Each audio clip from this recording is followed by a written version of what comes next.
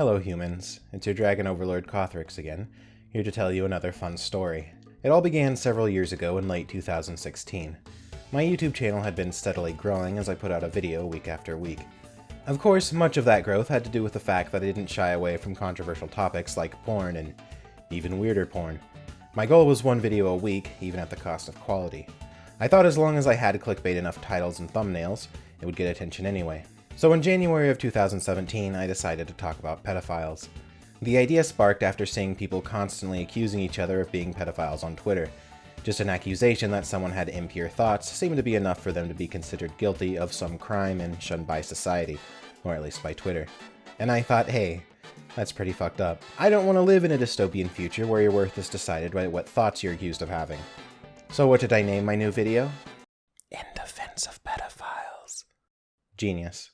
As one might expect, it didn't go over so well. Before long, meme after meme emerged mocking me in the video. People accused me of being a pedophile, sent me death threats, doxed me, and I even earned my own Encyclopedia Dramatica page.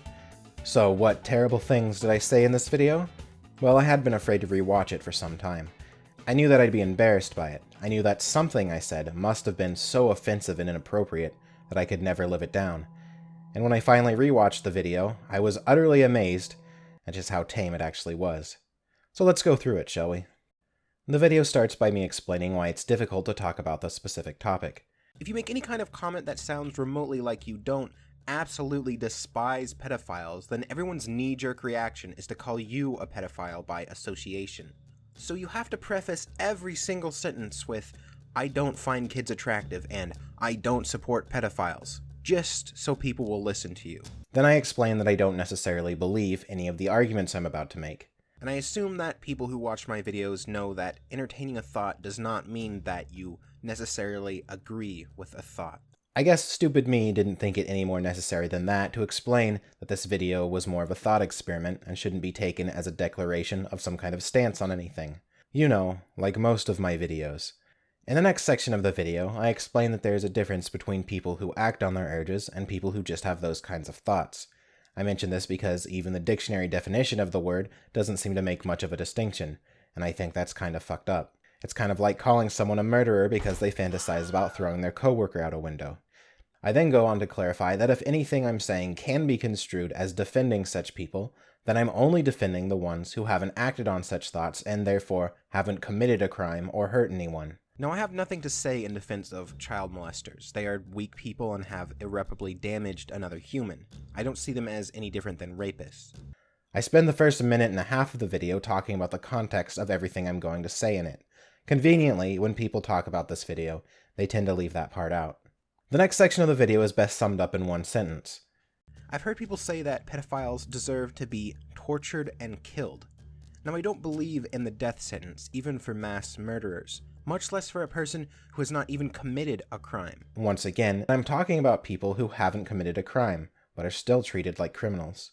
I would hope that anyone who belongs to an enlightened, reasonable society can agree that imprisoning or killing people for thoughts they have is generally a bad practice. An argument could be made that people who experience such urges should seek some kind of therapy, but that's not really the point of the video.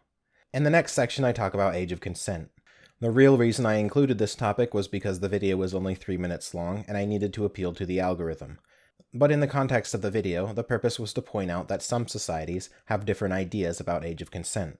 I'm not saying that I agree with one culture over another. I just feel it's important for people to acknowledge that whatever their culture believes isn't the objective moral authority on it, despite how much everyone loves to think that it is. The reason that I even bring it up is because there seem to be a lot of people demanding unquestioning respect for the customs of other cultures. There also seem to be a lot of people calling for the death of anyone who might be attracted to someone under 18. And wouldn't you know it, it tends to be the same people saying these two things. Sorry, but you can't have it both ways. At one point, I do talk about the age of consent being tied to the ability to bear children. Once again, this isn't something that I actually believe or want. I'm talking about it from a naturalistic perspective. Animals breed when they're ready to breed. Historically, this is how humans behave too. Once again, I'm just pointing these things out so that people can think about them.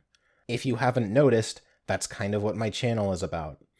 I go on for a bit about moral authority, and I don't know, I don't really care. There was a while where I was very anti-authority, but I do know that most laws are there for a reason. even if they don't always make perfect logical sense. People are incomprehensibly stupid and devoid of moral compass. Trust me, I know that. Some people have implied that because I made this video, it must mean that I endorse pedophiles in some way. This is not the case. Everyone loves stories, so let me tell another. One day when I was in elementary school, a note was found by one of the students that simply had the words, "I like sex" written on it. The future Twitter users of the class quickly stepped up and demanded to find who was responsible for the vile note. It must have been during recess or some such time, because I don't remember a teacher being present to stop it. Anyway, the little inquisitors tried to force every student to write down words containing the letters S, E, and X to find out whose handwriting matched the note. Of course, if you didn't want to take part in this, it would be found highly suspicious. After all, everyone knows that if you have nothing to hide, being interrogated is just a gaggle of fun. I suggested that we throw the note away so that no one got in trouble. The eyes of the classroom turned to me. They became suspicious that it must be me who wrote the note, because why else would anyone not want to take part in the witch hunt? It was not me who wrote the note. However, I knew that whoever did write the note was going to suffer unjustly. To me, it came off as a harmless joke, but the would-be blue checkmarks had convinced everyone that it was a horrible crime. Eventually, the writer, or whoever had similar handwriting, or maybe just whoever the kids didn't like, would be accused of being the person responsible. This would result in the person being mocked or shunned in some way. Because I tried to defuse the situation, I was blamed instead. When you try to shield someone from injustice, you are perceived as being guilty of some crime. I've seen it over and over. But to me, this is the logic of children. It's the logic of inquisitors, witch hunters, and compassionless tyrants. I don't condone pedophilia, but what I know about it suggests that the condition is genetic or otherwise brought on by factors outside the person's control. As a rule, I also don't believe in hating people simply for thoughts they have. Because of these two things, the absolute hatred and calls for violence or detainment for pedophiles who have never acted on their urges seems entirely unjust to me. Overall, my video wasn't good. There are a few things that I said that could have definitely been worded better, the title itself the biggest among them. So yes, I made a mistake. Several years ago, I was much worse at writing, forming arguments, and gauging other people's reactions than I am now. Although, interestingly enough, I am rarely ever confronted about something I said in the video. Instead, people only ever seem to quote the title. I've even heard people call me stupid for not changing it, when in fact I did change the title to Judging Pedophiles when I realized it was a problem. It was titled Judging Pedophiles for far longer than it was the other title, but no one seems to remember that. I also eventually deleted the video because I thought that's what people wanted, but no one seems to care about that either. All of this leads me to believe that most people didn't even watch the video. In fact, I think all most people saw was a screenshot of the title of the video. At the time, I thought the title was clever. It's in the same vein as those articles with titles like Genetically Modified Animal-Human Hybrids, but then you read it and realize it's just another article about scientists growing human hearts in pigs for transplants, and your dreams of a dominatrix fox waifu are once again crushed. It's not what you expected it to be, but it's still about the same topic, and more importantly, it gets clicks. I'm actually kind of glad that this original screenshot exists though, because it includes the original description of the video, which is a cheeky little line about everyone hating me. My hope was that people would see the description and think, oh, he's self-aware enough to know that this is a bad title. But I guess no one really caught that one either. Anyway, let's take a look at some of those memes. This one's called The Horsemen of the Apocalypse. Hey look, it's me. I don't know why we're horsemen though. Is it because there are 4 horsemen and there are 4 of... Wait, there's 5 of us. Oh well. Everybody a gangsta until a commentary channel's furry OC crosses his arms. I guess it's just not cool anymore to have an animated character as your avatar. Well, furries were never cool, so I don't feel any more shame using this avatar than I did before. Take that, society. Here's one from Stone Toss. Imagine, Plato, the effect your academy will have on discourse for all time. Ephebophilia immoral? Huh, it's me again. Wait, that wasn't what the video was called. Why did you say ephebophilia? Most people probably don't even know what that means. Did you ruin your own joke because you're too afraid to put the word pedophilia in your content? Oh, I get it. It's not making fun of me. It's a compliment.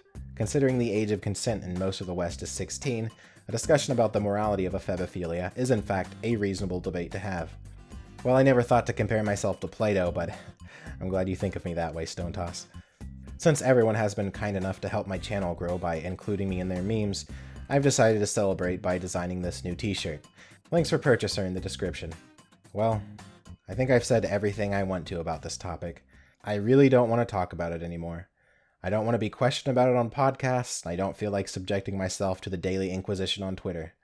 If you ask me about it, I'm probably going to ignore it or just send you a link to this video. And while I'm sorry for being a clickbait whore in the past, I'm not going to beat myself up over old mistakes anymore either. As far as I'm concerned, it's over with.